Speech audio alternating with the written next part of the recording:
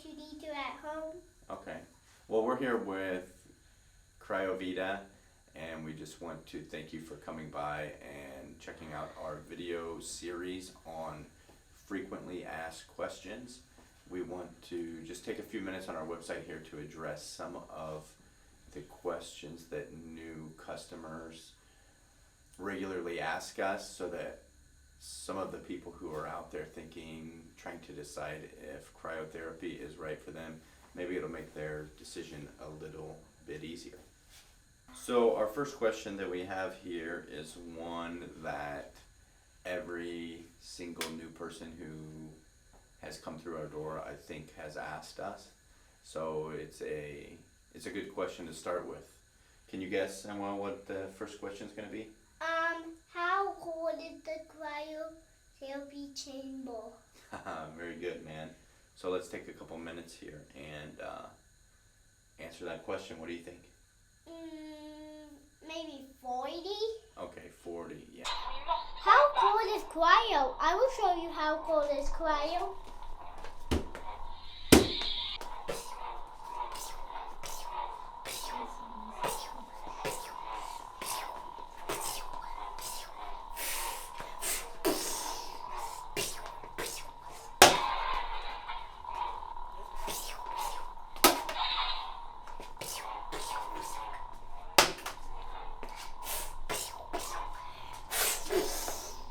Wow, Samuel or Luke or Samuel Luke Skywalker. No, it's not that name. It's Luke Skywalker. Okay? Well, either way, that was a now good battle answer that you put together.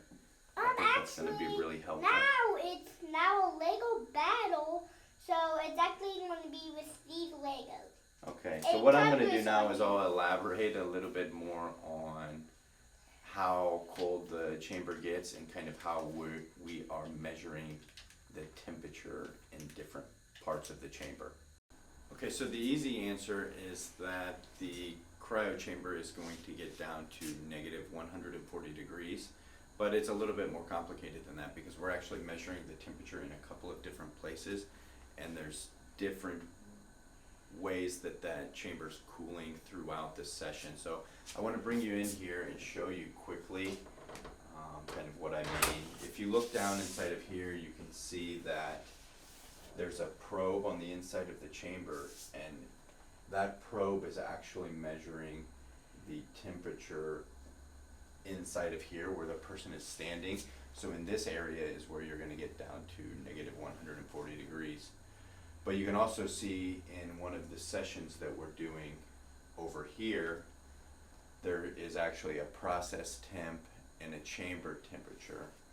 And that process temperature is actually taking the temperature of the nitrogen that would be in these lines. That's actually the temperature of the liquid nitrogen as it's coming into the chamber and turning into a gas. So that's typically around negative 310 degrees. Give or take a few degrees. There's a couple of other factors that determine the temperature. So negative 140 degrees is a maximum temperature that we're going to get to. So the starting temperature is about negative 30 degrees. So you're going to be inside of the chamber for 3 minutes, and we're going to be lowering the temperature over those 3 minutes from negative 30 to negative 140 degrees. So while the initial sound of negative 140 degrees sounds really cold and really extreme, the reality is that you cool off to that over a period of time. You don't spend the entire time at that temperature, which just kind of helps to make it a little bit, it helps to rationalize a little bit more that it's not as cold as what it actually is, when in reality it is really cold. So another factor that is going to affect the way that we feel the coldness in the chamber is the humidity inside of there, and the cold air that we're putting in there is a really dry cold, so it's not wet. So the same way that we feel the difference between a dry heat and a humid heat, the way that we feel that difference, we're going to feel the same difference in the cold. So this is going to be a lot different than getting into, say, an ice bath where your core body temperature drops and you have to warm back up over a long period of time. This, we're going to get into a cold, dry heat, really extreme, really fast for a few minutes, get out, and your body will recover a lot faster. Okay, so there's one more thing that's going to affect the temperature and the way that we feel the temperature when we're inside of the chamber, and that's the fact that the liquid nitrogen is heavier than the air that's inside of the chamber. So what that means is as the liquid nitrogen is pumped into the back of the chamber, all of that gas is sinking to the bottom. So your legs typically tend to get cold first, and then as that chamber fills up with nitrogen, the rest of your body gets cold. I would say it takes probably, I don't know, a minute, maybe a minute and a half until it's gotten its way all the way up and your whole body is actually as cold.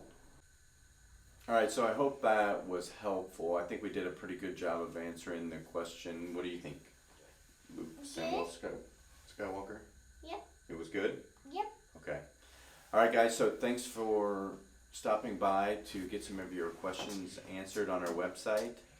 If you found this video helpful, please hit like, and if you'd like, subscribe, and we'll keep answering some more questions over the next couple of weeks. Monster.